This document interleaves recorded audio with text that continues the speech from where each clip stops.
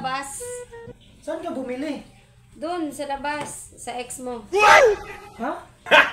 O bakit? Bakit doon ka bumili? Pag bibili yan dito eh. Doon lang. O bakit? Hindi ka ba nakamove on? Ayoko na kumain. Bakit hindi ka kakain? Wala ng gana? Bakit ka naman nawawalan ng gana eh? Bakit hindi ka nakamove on? May anak ka na. May anak na rin yung ex mo. Bakit hindi ka pa nakamove on? Kumain ka na nga.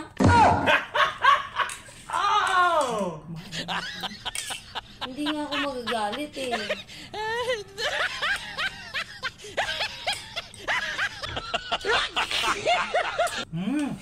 Ang sarap talaga ng luto ng ex ko.